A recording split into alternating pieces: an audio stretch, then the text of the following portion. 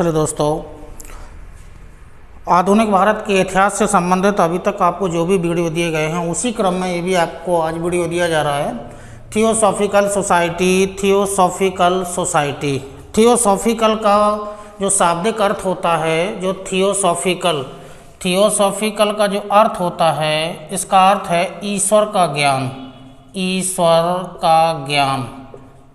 ज्ञान। थियोसॉफिकल का ये शाब्दिक अर्थ है, ईश्वर का ज्ञान है। थियोसॉफिकल सोसाइटी यानी कि थियोसॉफिकल का शाब्दिक अर्थ है ईश्वर का ज्ञान है। तो थियोसॉफिकल सोसाइटी की स्थापना जो हुई थी वो 1875 में न्यूयॉर्क शहर में हुई थी। यूएसए का एक शहर है, न्यूयॉर्क शहर में हुई थी। 1875 में इसकी स्थापना हुई थी।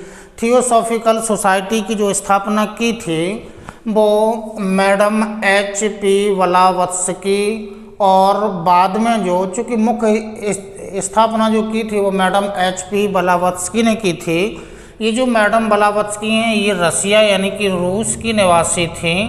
तो इनके द्वारा 1875 में थियोसॉफिकल सोसाइटी की स्थापना हुई थी। बाद में जो MS अलकाट हैं, ये कर्नल थे, और कर्नल ये यूएसए के कर्नल थे। बाद में ये जुड़ गए थे, यानी कि बाद में इन्होंने थियोसॉफिकल सोसाइटी की सदस्यता ग्रहण कर ली थी। तो जो मुख्य स्थापना है या जो संस्थापक हैं मैडम HP ब्लावत्स्की जो रसिया के थे, उन्होंने की थी। बाद में अलकाट बाद में इससे जुड़ गए थे। तो 1875 में स्थापना के बाद 1879 में जो इसका कार्यालय चूँकि बनाया गया था, प्रारंभ में जो स्थापना हुई थी वो न्यूयॉर्क में ही हुई थी, तो इसका कार्यालय भी न्यूयॉर्क में ही था। लेकिन 1879 में इसका कार्यालय न्यूयॉर्क से मुंबई स्थानांतरित कर दिया गया था। मुंबई में ये स्थानांतरित न्यूयॉर्क से मुंबई यानी कि मुंबई लाया गया था। और 1879 के बाद 1882 में अंतर्राष्ट्रीय मुख्यालय बनाया गया था मद्रास में, जो भारत का एक शहर है, दक्षिण में एक शहर है मद्रास है। तो वहाँ पर 1882 में अंतर्राष्ट्रीय मुख्यालय बनाया गया था मद्रास के पास में एक छोटा सा एक क्षेत्र है जिसका नाम है अडयार। ये अडयार में मद्रास के पास में ही एक कस्बा है, उसका नाम है अडयार। तो जो अंतर्राष्ट्रीय मुख्यालय है वो अडयार में स्थापित किया गया था। उसके बाद इसकी जो शाखाएं हैं, जो थियोसॉफिकल सोसाइटी की शाखाएं हैं, वो भारत के यानी कि मद्रास में थी, मुंबई में थी, इसकी शाखाएं थीं। लेकिन इन शहरों के अलावा बंगलौर, सूरत और लुधियाना यानी कि पंजाब वाला जो लुधियाना है, इन शहरों में भी इसकी शाखाएं खोली गई थीं। तो इसकी शाखाओं में विस्तार हुआ, यानी कि थियोसॉफिकल सोसाइटी की शाखाओं में विस्तार हुआ।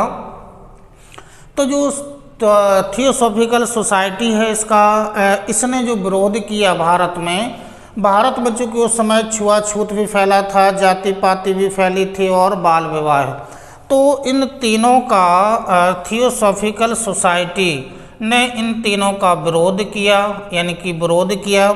छुआछूत, जाति पाति और बाल विवाह का थियोसॉफिकल सोसाइटी के द्वारा विरोध किया गया। और साथ में भारतीयों में राष्ट्रीय गौरव और भाईचारे की भावना का विकास किया गया। जो भी इसके सदस्य थे तो वो सदस्य इसका विरोध कर रहे थे, और साथ में भारतीयों में राष्ट्रीय गौरव और भाईचारे की विकास की भावना का प्रचार प्रसार भी कर रहे थे। इसी के साथ में तो जो थियोसॉफिकल सोसाइटी के जो सदस्य थे या जो पूरी की पूरी थियोसॉफिकल सोसाइटी थी वो प्रभावित थी, किससे थी प्रभावित?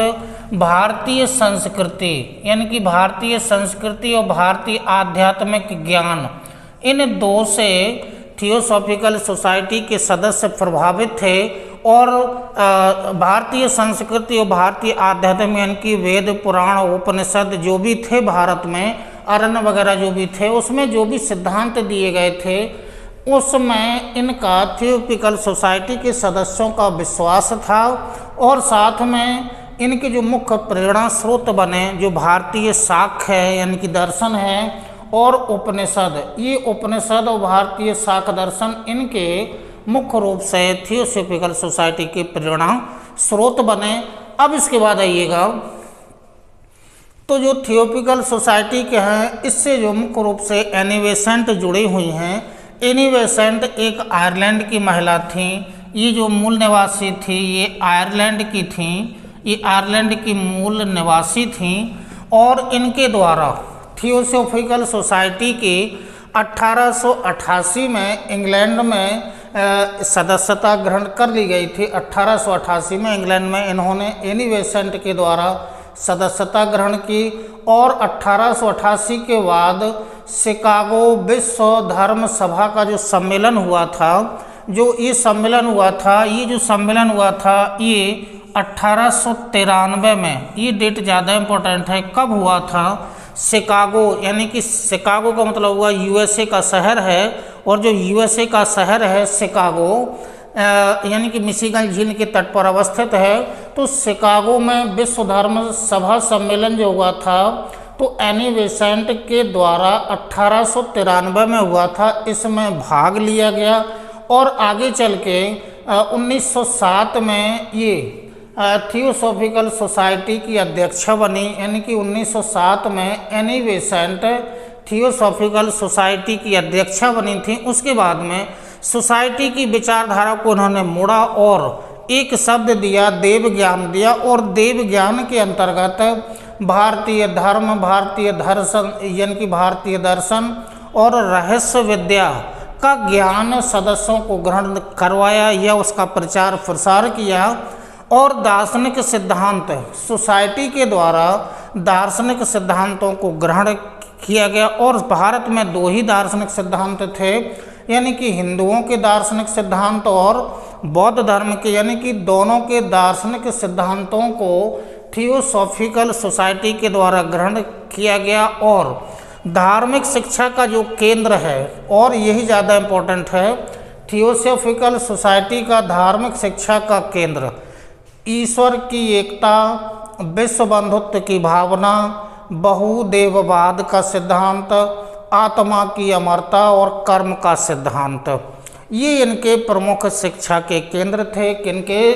थियोसॉफिकल सोसाइटी के जो सदस्य थे ये इनके प्रमुख धार्मिक शिक्षा के ये केंद्र थे।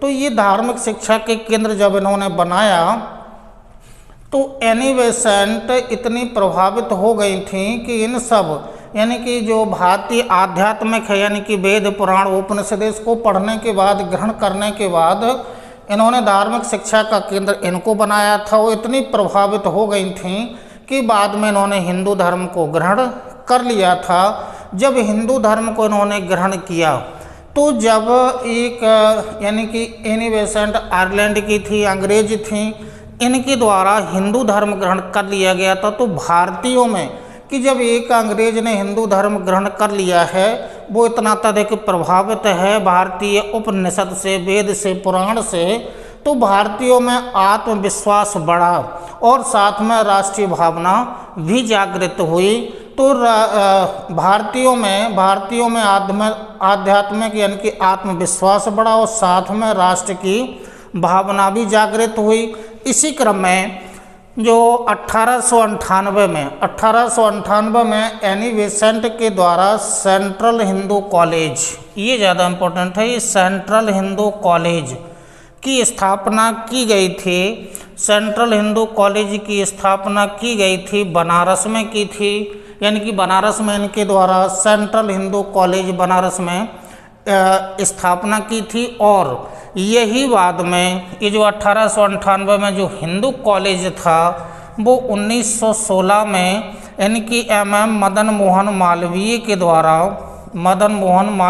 द्वारा इसी को एक नया नाम दे दिया था, यानी कि विश्वविद्यालय बना दिया गया था बनारस। ठीक है, ये बनारस हिंदू विश्वविद्यालय की स्थापना फिर बाद में मदन मोहन मालवीय के द्वारा 1916 में की गई थी।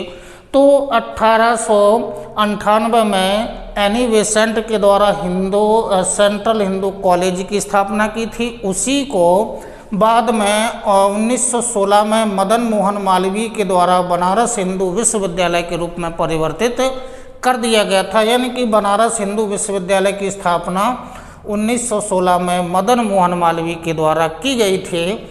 इसके अलावा जो एनी बेसेंट हैं, ये आयरलैंड की महिला थी, यानी कि निवासी थी।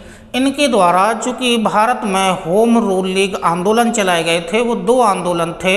एक तो एनी बेसेंट अपना आंदोलन चला रहे थे, दूसरा आंदोलन बाल गंगाधर तिलक भी चला रहे थे। तो दोनों के द्वारा होम रूल लीग, ये होम रूल लीग जो आंदोलन चल रहे थे, ये एनी बेसेंट के द्वारा 1916 में ये आंदोलन चलाया गया। होम रूल लीग आंदोलन और होम रूल आंदोलन भारत में दो लोगों के द्वारा चलाए गए। एक तो एनी बेसेंट के द्वारा 1916 में चलाया गया था, इसी के साथ में तिलक जी के द्वारा भी आंदोलन चलाया जा रहा था, लेकिन दोनों के क्षेत्र अलग अलग थे। तो होम रूल लीग आंदोलन जो चलाया गया था वो भी एनी बेसेंट के द्वारा ही चलाया गया था 1916 में। तो ये थियोसॉफिकल सोसाइटी है, इसके बारे में जो मुख्य जानकारी है वो आपको दे दी गई है। इसी क्रम में आगे भी जो अन्य वीडियो होंगे वो इसी क्रम में आपको दे दिए जाएंगे। तब तक के लिए जय हिंद, जय भारत।